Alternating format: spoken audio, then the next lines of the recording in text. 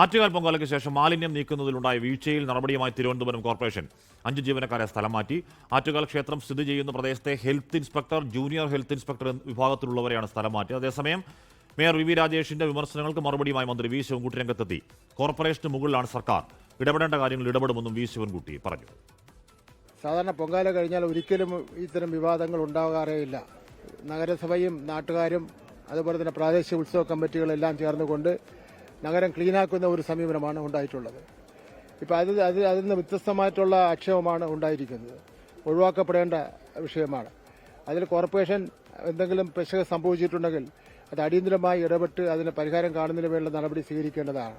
ക്ലീനിങ്ങിനോട്ട് ഉയർന്നു വന്നിട്ടുള്ള പ്രശ്നങ്ങളിൽ എന്താണ് അതിനെ സംബന്ധിച്ചിടത്തോളം ഒരു അവസ്ഥയെ സംബന്ധിച്ചിടത്തോളം കളക്ടറോട് ഒരു വിശദീകരണം ആവശ്യപ്പെടാം. റിനു ശ്രീധര വാർത്തയുടെ വിവരങ്ങളുമായി ചേരുന്നുണ്ട്. റിനു, ഈ ഒരുപക്ഷെ പൊങ്കാലയ്ക്കൊപ്പം തന്നെ വിസ്മയമാണ്.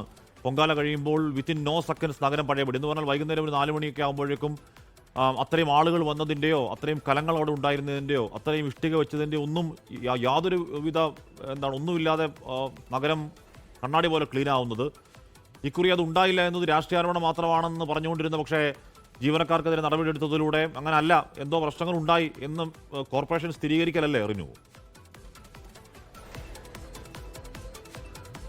തീർച്ചയായിട്ടും ഹാഷ്മി, എന്തായാലും ആറ്റുകാൽ പൊങ്കാലയ്ക്ക് ശേഷം ഈ ഒരു മാലിന്യ വിവാദം അതൊരു രാഷ്ട്രീയ വിവാദമായി, രാഷ്ട്രീയ സംവാദമായി മാറുന്ന ഒരു സാഹചര്യം ഉണ്ടായി. നമുക്കറിയാം, കഴിഞ്ഞ കാലങ്ങളിൽ തിരുവനന്തപുരം നഗരസഭ LDF ഭരിക്കുന്നു, കൃത്യമായി തന്നെ ശുചീകരണമൊക്കെ തന്നെ നടത്തിയിട്ടുണ്ട് എന്നവർ അവകാശപ്പെടുകയും ചെയ്യുന്നു. എന്നാൽ ഇത്തവണ BJPക്കാണ് ഇത്തവണ ആക്ഷേപം ഉന്നയിക്കുന്നത്. LDF ഈ BJP കൌൺസിലർമാരും മേയർ അടക്കം ദില്ലിയിലായിരുന്നു. അതിനുശേഷം ആറ്റുകാൽ പൊങ്കാല സമയത്ത് അടുത്തിടെയാണ് തിരികെ എത്തുന്നത്. കൃത്യമായിട്ടുള്ള അവലോകനമോ പ്ലാനോ നടത്തുവാൻ വേണ്ടി കഴിഞ്ഞില്ല എന്നുള്ളതാണ്. തുടർന്ന് മാലിന്യം നീക്കാൻ വേണ്ടി കഴിഞ്ഞില്ല എന്നുള്ളത് യാഥാർത്ഥ്യമാണ്. പക്ഷേ നഗരസഭ അത് അംഗീകരിക്കാൻ തയ്യാറായില്ല എന്നുള്ളതാണ് ഏറ്റവും പ്രധാനപ്പെട്ട ഒരു കാര്യം. പക്ഷേ അംഗീകരിക്കുന്ന സാഹചര്യത്തിലേക്ക് കടക്കുന്നു. ഇന്നിപ്പോൾ 5 ജീവനക്കാർക്ക് സ്ഥലം മാറ്റം ഉണ്ടാകുന്ന ഒരു സാഹചര്യത്തിലേക്ക് പോകുന്നു.